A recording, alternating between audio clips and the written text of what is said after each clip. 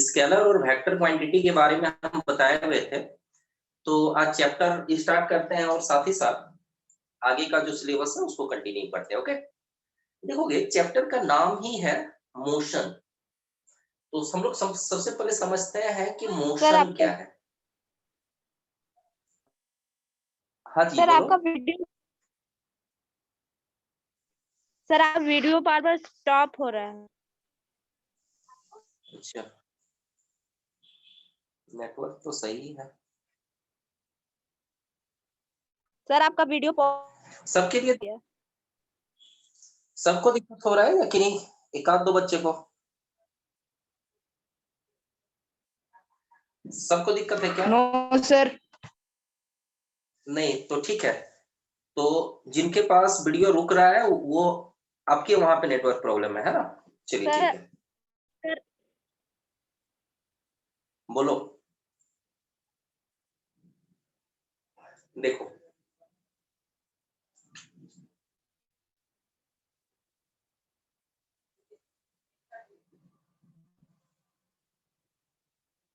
Motion,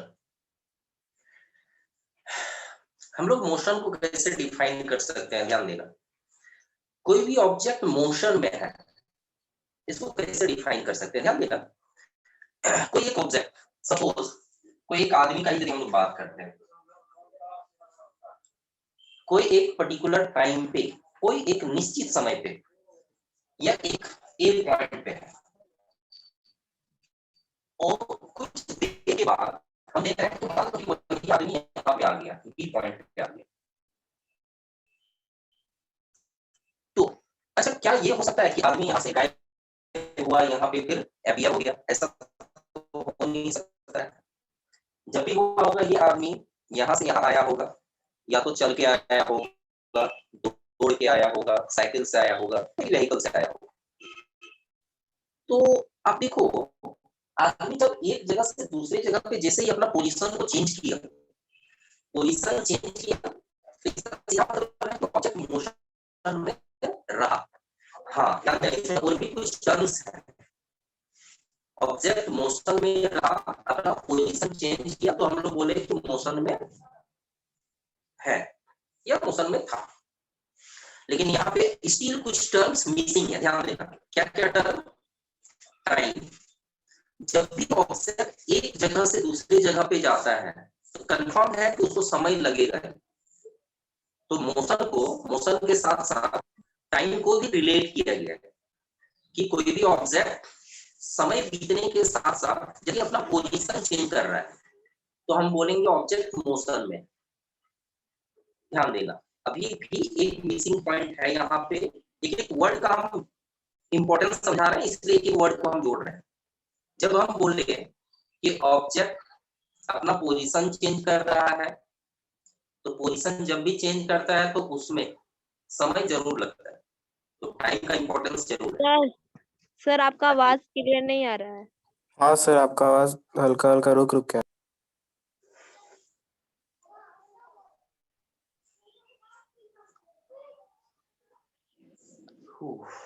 क्या करें, कुछ देर रुक जाओ, ठीक है। नेटवर्क वगैरह अभी मौसम भी थोड़ा खराब है, उस कारण से हो सकता है। सर ठीक हो गया? ठीक है, यस सर। चलो ठीक है। ध्यान देना, मोशन, ऑब्जेक्ट का पोजीशन चेंज होना चाहिए समय बीतने के साथ साथ। और इसमें और एक चीज और एक पॉइंट हमें मेंशन करना होगा कि ऑब्जेक्ट अपना पोजीशन चेंज कर रहा है, किसके रेस्पेक्ट में? तो कहेंगे किसी स्टेशनरी ऑब्जेक्ट के रेस्पेक्ट में, किसी स्टेशनरी ऑब्जेक्ट की रेस्पेक्ट में। एक स्टेशनरी ऑब्जेक्ट हम लोग क्यों इन्वॉल्व करते हैं, इसको अच्छे से समझो। एज्यूम करो कि ये जो आदमी है एक बहुत ही बड़े रेगिस्तान पे है, बहुत ही बड़ा सा या बहुत बड़ा एक फील्ड है, बहुत बड़ा सा आदमी यहाँ पे है। और कुछ देर के बाद हम जब देखें तो हो सकता है आदमी जो है मूव करके यहाँ तक आए, तो ये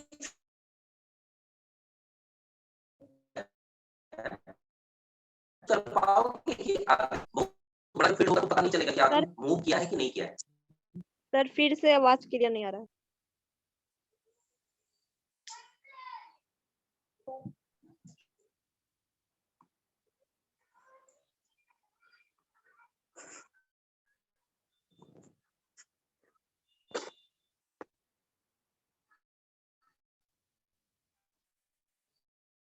क्या करूं?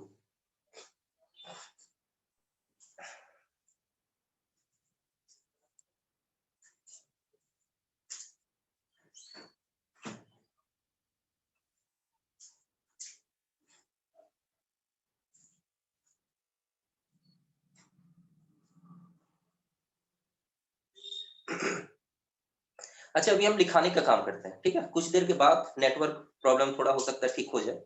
हम लिखाने का काम करते सर हैं, आप फिर समझाते हैं। सर सर आवाज आप क्लियर हो गया। हाँ? सर ठीक हो गया आवाज आपका। लिख लो पहले, लिख लेते हैं, फिर समझाते हैं। Yes.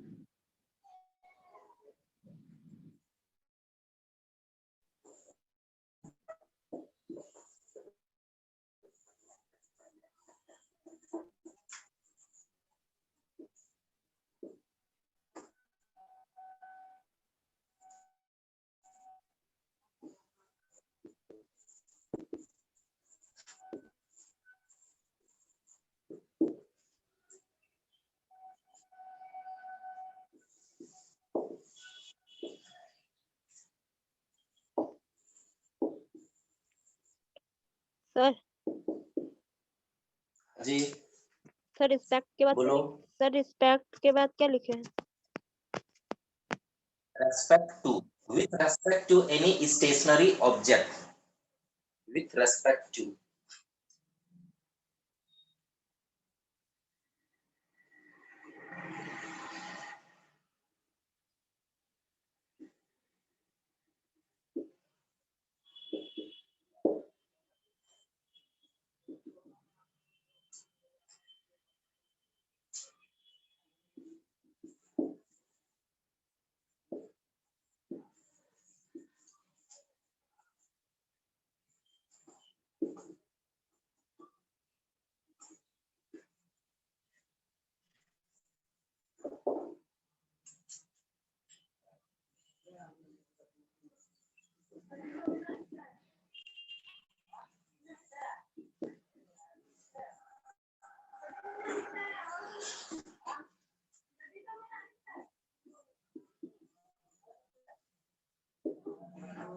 सर हाँ जी,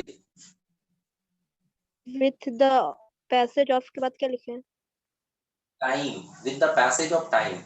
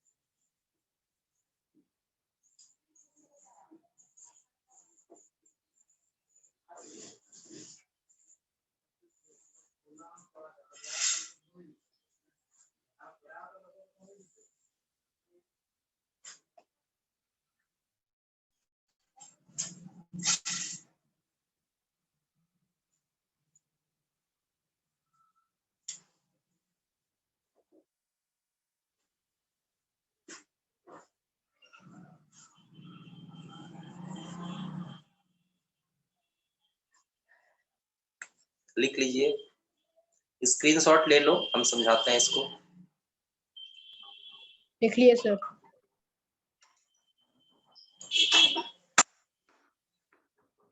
सर लिख लिए।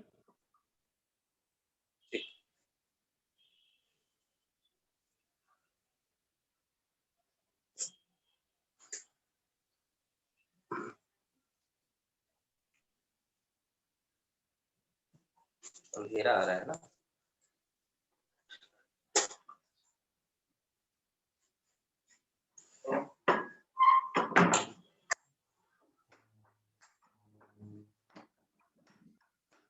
देखो, मोशन, यहाँ पे मोशन और रेस्ट का डेफिनेशन लगभग एक जैसा लिखे हुए हैं। मोशन का मतलब क्या कि कोई भी ऑब्जेक्ट समय बीतने के साथ साथ, समय टाइम तो लगना ही है, समय बीतने के साथ साथ यदि अपना पोजीशन चेंज कर रहा है। हाँ, ऑब्जेक्ट पोजीशन अपना चेंज किया है कि नहीं किया है, एग्जैक्ट ऑब्जर्वेशन के लिए हम एक स्टेशनरी ऑब्जेक्ट को, स्टेशनरी ऑब्जेक्ट मतलब रुका हुआ ऑब्जेक्ट को एक रेफरेंस पॉइंट के रूप में जरूर लेते हैं। रेफरेंस पॉइंट कहने का मतलब क्या है, ध्यान देना। जैसे हम बात कर रहे हैं कि कोई एक आदमी है, बहुत बड़े से फील्ड में वो खड़ा है, कुछ देर के बाद हम देखें तो हो सकता है कि आदमी 5 मीटर तक वो डिस्टेंस वो मूव किया, लेकिन हम लोग को फील नहीं हो रहा है या फिर पता नहीं चल रहा है। इतने बड़े फील्ड में कोई आदमी 5 मीटर तक चल के चला भी गया तो पता नहीं चलता है। लेकिन यही हम लोग क्या करते हैं, यदि हम लोग ये देखें कि एक जो आदमी था, किसी एक, मान लो कि फील्ड में एक बड़ा सा पत्थर था और हम देख रहे थे कि भाई पत्थर से 1 मीटर की दूरी पे आदमी था। अब आदमी पत्थर से काफी दूर लग रहा है, 6 मीटर की दूरी पे लग रहा है, तो एक अंदाजा लग जाता है ना कि पहले जो है वो पत्थर के करीब था, अब बाद में वो पत्थर से दूर है। तो मतलब एक पत्थर जो है स्टेशनरी ऑब्जेक्ट है, रुका हुआ ऑब्जेक्ट, एक तरह से रेफरेंस पॉइंट है। रेफरेंस पॉइंट कहने का मतलब क्या है कि उसके रेस्पेक्ट में हम लोग ऑब्जर्व कर रहे हैं, उसके रेस्पेक्ट में ऑब्जर्व किए तो एग्जैक्ट हमें पता चल गया कि हाँ, आदमी पहले पत्थर के क्लोज था, अब पत्थर से दूर है। तो इसीलिए हम लोग क्या करते हैं, ऑब्जेक्ट पोजीशन चेंज किया है कि नहीं किया है, इसके लिए हम लोग क्या करते हैं, एक स्टेशनरी ऑब्जेक्ट के बारे में जरूर कंसीडर करते हैं, एक रुके हुए ऑब्जेक्ट के बारे में जरूर कंसीडर करते हैं, और उसी के रेस्पेक्ट में देखते हैं कि क्या उसके रेस्पेक्ट में ऑब्जेक्ट अपना पोजीशन चेंज किया या नहीं किया। यदि अपना पोजीशन चेंज किया है स्टेशनरी ऑब्जेक्ट के रेस्पेक्ट में तो कहेंगे मोशन में है, यदि पोजीशन चेंज नहीं किया है तो बोलेंगे रेस्ट में। क्या समझ गए मोशन और रेस्ट का डेफिनेशन? नो सर, एक बार फिर से समझा दीजिए। ये लिख लिए हो? Yes sir. Yes sir.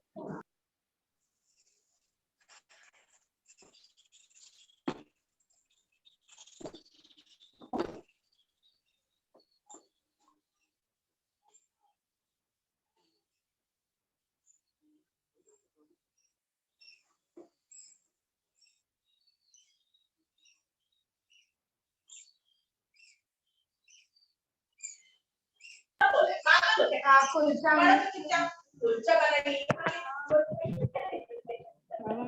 हमको कुलचा चाहिए। ध्यान देना, सपोज देखोगे एक बहुत बड़ा सा कमरा है, आप अपने कमरे का ही बात करते हैं।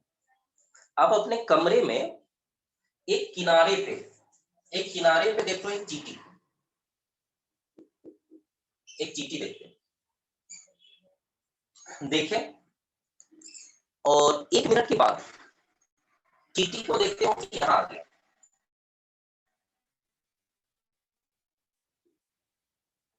पहले यहाँ था,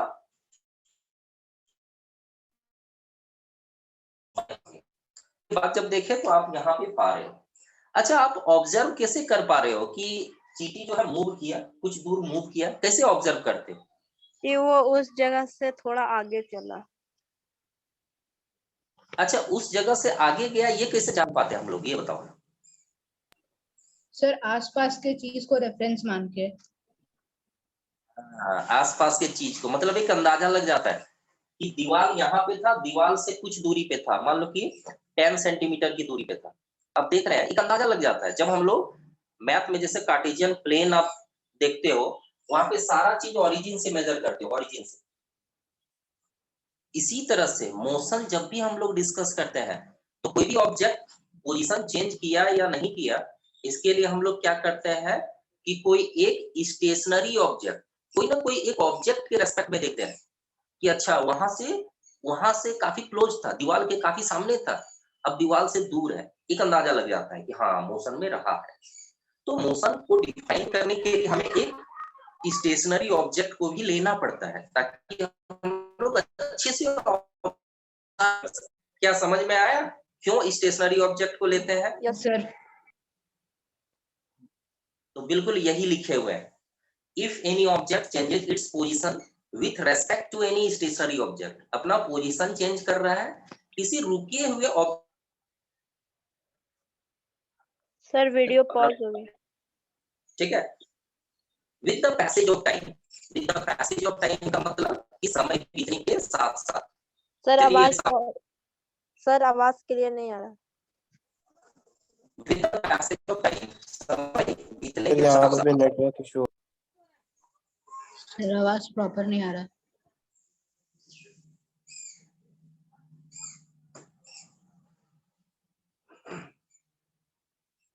नेटवर्क सही है जी, यहाँ तो सही लग रहा है। सर अब क्लियर हो गया। फिर अभी सुनाई दे रहा है। ठीक है, ठीक है, एक बार पढ़ लो, रेस्ट और मोशन एक बार पढ़ लो, कोई डाउट है तब पूछ सकते हो। पढ़ लीजिए एक बार जो लिखा है, अब समझ में आ गया होगा।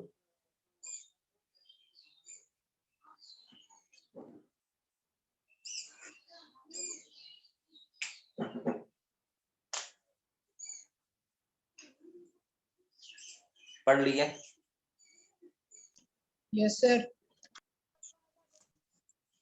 चलो ठीक है, ध्यान देना, एक क्वेश्चन ये भी देता है, मोशन और rest is a relative term, explain. मतलब ध्यान देना, यदि हम लोग बोलते हैं कि कोई ऑब्जेक्ट रेस्ट में है, एब्सोल्यूट रेस्ट में कोई भी ऑब्जेक्ट नहीं होता है। जो हम बात कर रहे हैं स्टेशनरी ऑब्जेक्ट, एक्चुअल में स्टेशनरी कोई भी नहीं है। क्या हम जमीन पे खड़े हैं, क्या हम रेस्ट में हैं? बताओगे यस और नो?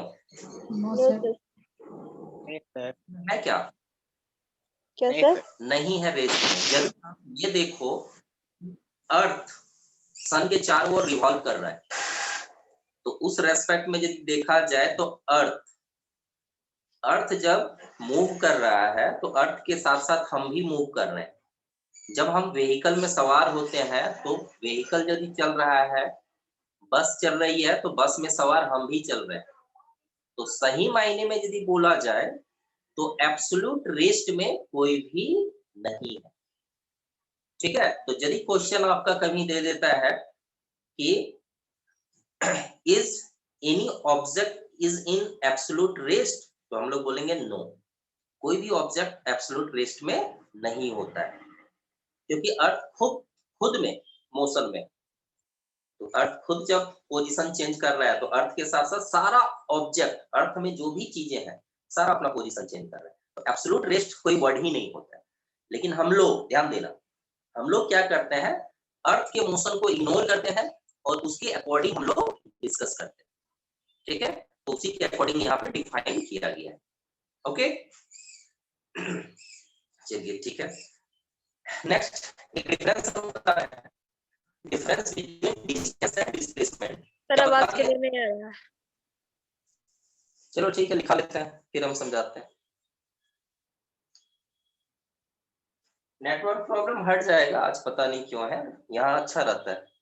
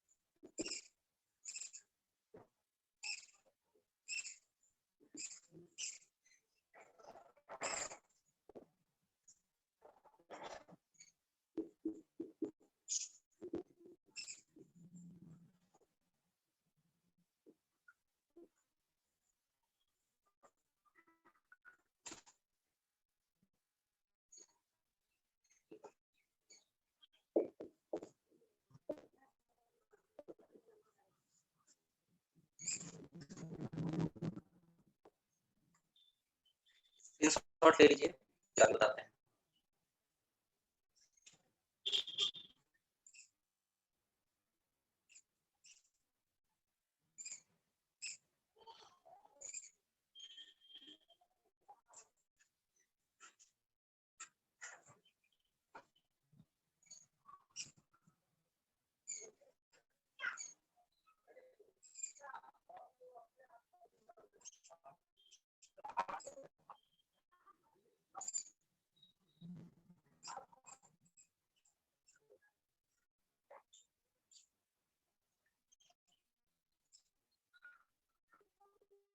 मिटा दो।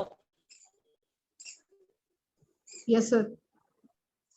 ठीक है, देखो दोनों के बारे में समझाते हैं। ध्यान दें, डिस्टेंस, जब हम बात करते हैं डिस्टेंस के बारे में, मान लो सर आवाज क्लियर नहीं आ रहा।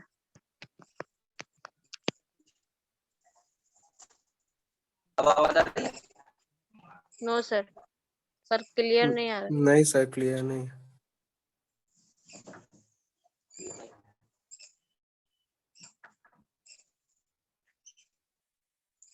और एक क्वेश्चन दिखाते हैं, ठीक है, ये समझाते हैं, डिस्कनेक्ट होंगे अभी और फिर कनेक्ट करेंगे।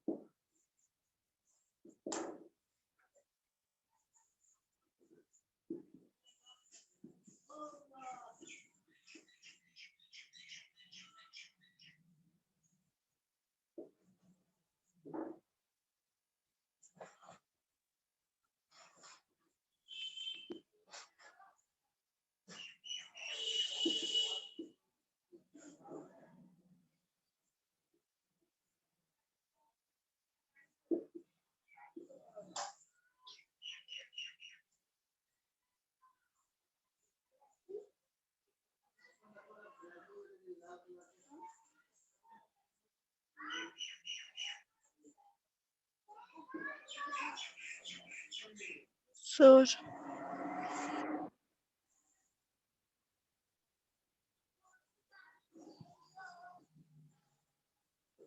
सर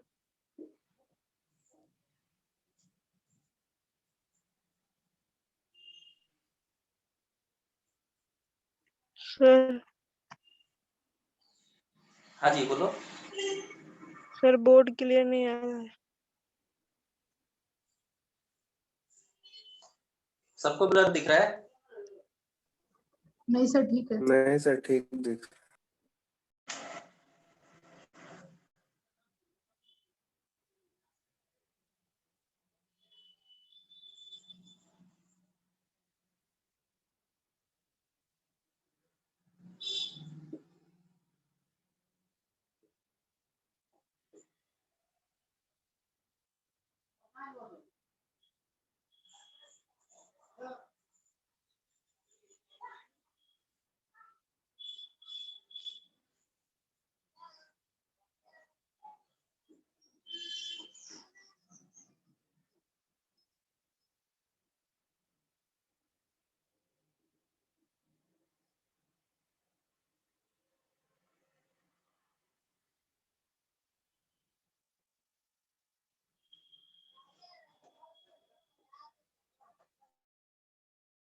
है क्या अभी?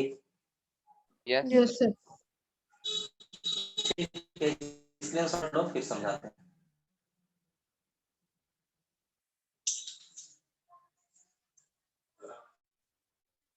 सर बोर्ड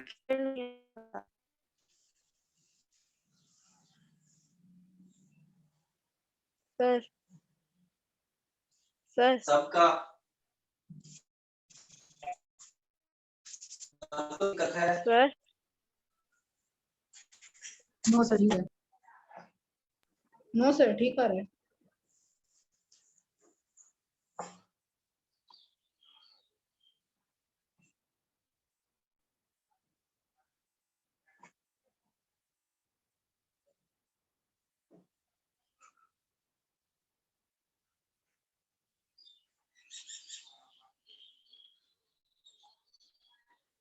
मिटा दे?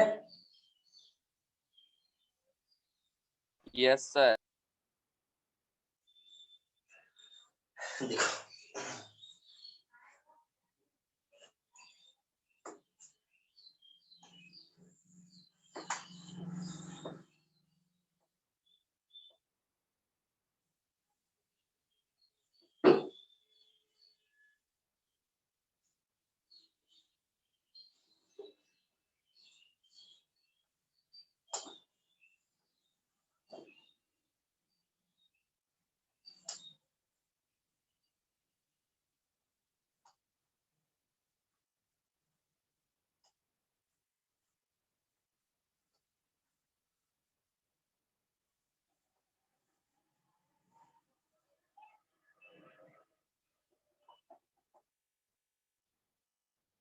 देखो, डिस्टेंस और डिस्प्लेसमेंट में पहले डिफरेंस देखिए, है ना?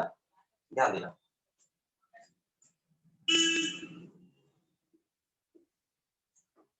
मान लो कि कोई एक गाड़ी है, एक कार है ये, और ये है बैंक मोड में। एक कार है बैंक मोड में, फिर ये मूव करके चला गया कहाँ? बोकारो चला गया। इस तरह से टेढ़ा मेढ़ा रास्ता है, इससे यहाँ पे आ गया।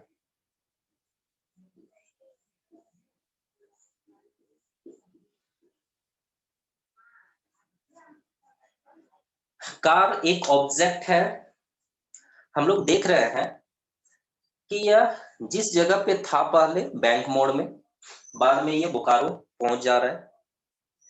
अब देखो, यहाँ पे यदि हम लोग बोले कि बैंक मोड से बोकारो तक का डिस्टेंस कितना है, यदि आंसर आया या फिर लिखा हुआ रहता है माइलस्टोन वगैरह में कि 40 किलोमीटर, तो जो हम 40 किलोमीटर बोल रहे हैं, क्या बोल सकते हैं कि ये एक्चुअल में पाथ लेंथ है? It is the path length covered by an object. मतलब यदि हम बैंक मोड से बोकारो तक पहुंच रहे हैं तो हमें एक्चुअली कितना पाथ लेंथ कवर करना पड़ेगा? 40 किलोमीटर। एक्चुअल में हमें इधर टेढ़ा मेढ़ा रास्ता भी लेना पड़ रहा है, ऐसे जाके फिर टेढ़ा सीधा रास्ता नहीं है ना? रोड इस तरह से होते हुए आए। तो जब भी हम लोग डिस्टेंस का बात करते हैं तो डिस्टेंस का मतलब क्या हुआ कि यह एक पाथ लेंथ है, एक्चुअल पाथ लेंथ है जो कवर किया जाता है किसी ऑब्जेक्ट के द्वारा। तो डिस्टेंस को हम लोग डिफाइन कर सकते हैं, the actual path length covered by an object is known as distance. कि कोई भी ऑब्जेक्ट एक्चुअली जितना पाथ का लंबाई कवर कर रहा होता है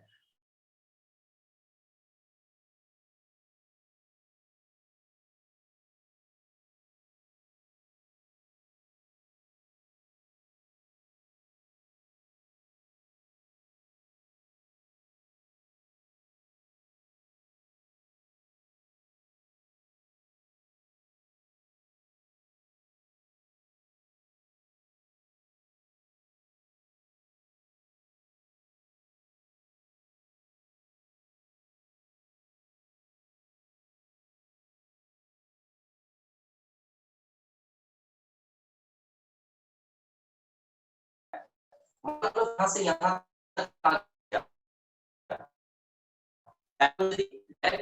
होता यहाँ से यहाँ तक बोकारो हो सकता है कि 25 किलोमीटर में आदमी पहुंच जाता, टेढ़ा मेढ़ा रास्ता होने के कारण 15 किलोमीटर ज्यादा लगा।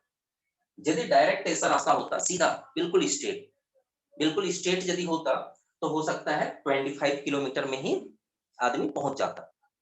तो यहाँ पे हम लोग बोलेंगे कि डिस्प्लेसमेंट कितना हुआ 25 किलोमीटर का, और डिस्प्लेसमेंट के लिए हम इनिशियल, हमेशा हम लोग क्या करते हैं इनिशियल और फाइनल पोजीशन को क्या करते हैं ज्वाइन कर देते हैं, और इनिशियल और फाइनल पोजीशन को एरो से जब हम लोग उठाते हैं तो डायरेक्शन भी यही होता है, डायरेक्शन ये, तो हम लोग ये बोलेंगे। अच्छा बताओ इधर कौन सा डायरेक्शन है, इधर का डायरेक्शन को क्या बोलते हैं?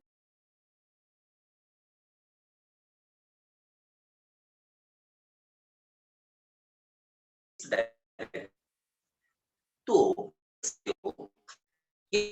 डिस्टेंस में डायरेक्शन का जिक्र नहीं है, और डिस्प्लेसमेंट में डायरेक्शन के बारे में डिस्कस करते हैं, तो हम लोग कहेंगे कि डिस्टेंस क्या है, एक स्केलर क्वांटिटी है, स्केलर क्वांटिटी जहां हम लोग डायरेक्शन नहीं लेते हैं, तो डिस्प्लेसमेंट वेक्टर क्वांटिटी।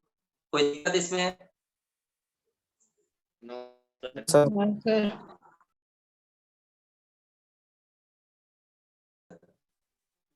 क्योंकि डायरेक्शन मेंशन करते हैं तो डिस्प्लेसमेंट एक वेक्टर क्वांटिटी है, और डिस्टेंस जो है वो एक स्केलर क्वांटिटी है। समझ में आया? स्केलर वेक्टर क्या है पता है ना? Yes sir. ठीक है, अब देखोगे जब भी कोई वेक्टर क्वांटिटी होता है तो वो नेगेटिव भी होता है, और स्केलर क्वांटिटी नेगेटिव नहीं होता है। तो हम लोग बोल सकते हैं डिस्टेंस कर रहा है वो पॉजिटिव होगा या जीरो होगा, लेकिन डिस्प्लेसमेंट नेगेटिव हो सकता है। कैसे नेगेटिव होगा एक एग्जांपल देख लेते हैं, देखोगे कोई एक आदमी यदि हम बात करें ए पॉइंट से चलना स्टार्ट किया, एक आदमी है यहाँ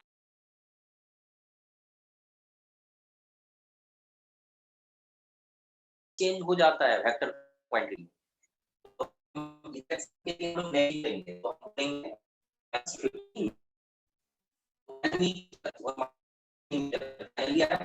-5 मीटर, तो मतलब ऑब्जेक्ट कितना डिस्प्लेस्ड हुआ, तो बोलेंगे अपने इनिशियल पोजीशन से 5 नेगेटिव है, नेगेटिव इसके लिए रिप्रेजेंट कर रहा है, तो बोलेंगे वेस्ट डायरेक्शन की ओर, क्योंकि ईस्ट डायरेक्शन की ओर पॉजिटिव लिए थे तो उसका अपोजिट डायरेक्शन इटसेल्फ नेगेटिव होगा। यदि हम किसी एक डायरेक्शन को पॉजिटिव लिए वेक्टर क्वांटिटी में उसका अपोजिट डायरेक्शन खुद ब खुद नेगेटिव लेना पड़ता है ना। तो यदि हम इधर बोल रहे हैं कि 10 मीटर गए तो रिटर्न आने का मतलब है -15 मीटर आए, तो 10 - 15 मतलब -5 मीटर, मतलब ऑब्जेक्ट कितना डिस्प्लेस्ड हुआ, तो बोलेंगे अब यहाँ पे है -5 यहाँ पे। कब नेगेटिव होता है? Yes sir. Yes sir. ठीक है, अच्छा देखो लास्ट एक पॉइंट लिखाए हुए थे सर हाँ जी सर -5 मीटर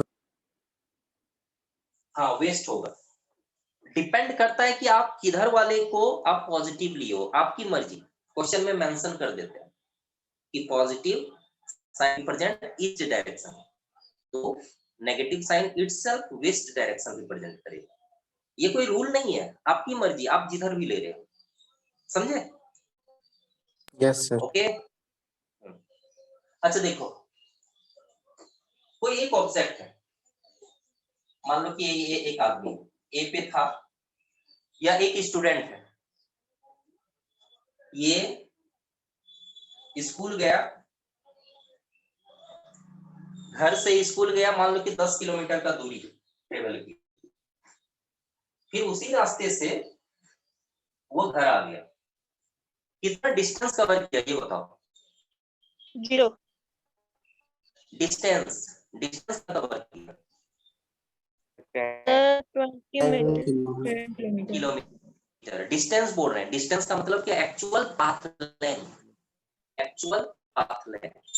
तो बोलेंगे 10 किलोमीटर गया पाथ लेंथ एक्चुअली में, और फिर 10 किलोमीटर रिटर्न आया, मतलब 20 किलोमीटर डिस्टेंस कवर किया। अब हम बात करते हैं कि 10 किलोमीटर गया स्कूल,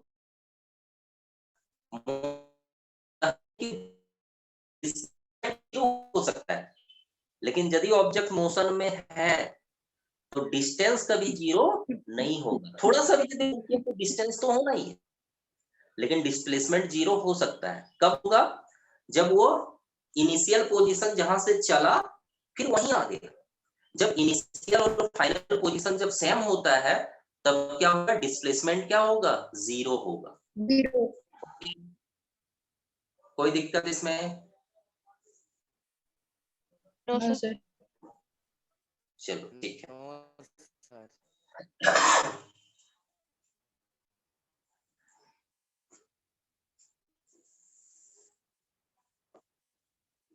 अच्छा बताना, एक कोई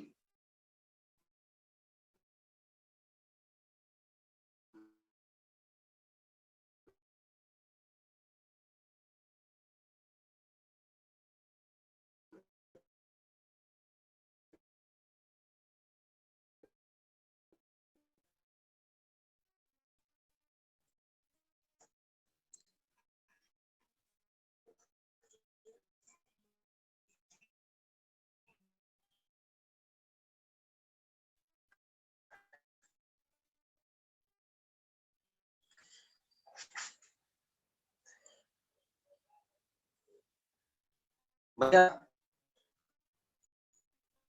No, sir. जल्दी करो।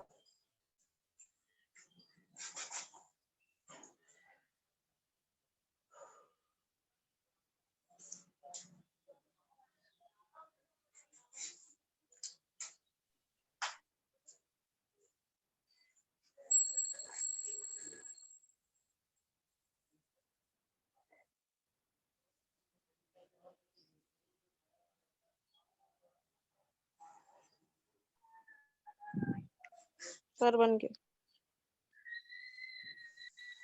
ठीक है, 1 मिनट और वेट कर लेते हैं, बाकी बच्चे भी बना ले, फिर आंसर पूछते हैं। अभी आंसर मत बताना।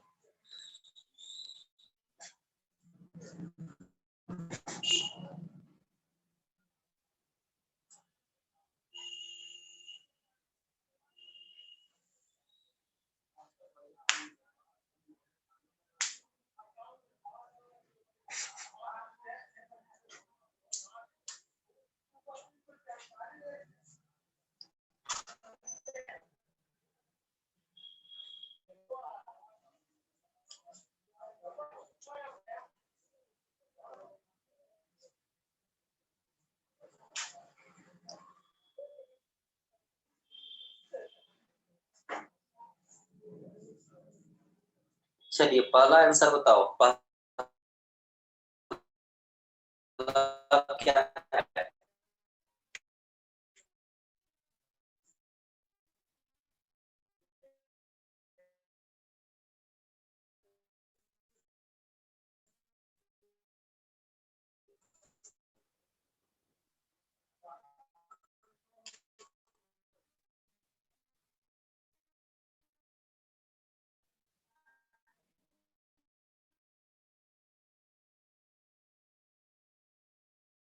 Twenty. 20 हो जाएगा। तो फर्स्ट वाले में आपका हो जाएगा, सरकमफेरेंस का हाफ होगा तो 2 पाई आर होता, लेकिन बाई 2 होगा तो 2 आप हटा दो।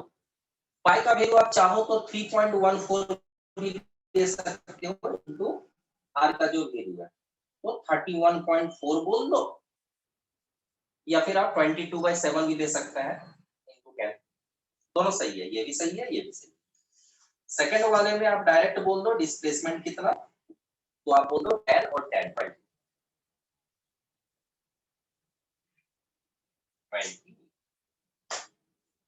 ठीक है, ओके Okay, sir. ठीक। ठीक है, आज यहीं तक रहने देते हैं। आज और आगे नहीं पढ़ते हैं। नेक्स्ट डे जो है स्पीड और वेलोसिटी रिलेटेड और कॉन्सेप्ट है और जो दिखाए वो समझाएंगे। ठीक है, कम उतना हो गई तो नेक्स्ट क्लास में फिर कंटिन्यू करते हैं। ओके, ठीक।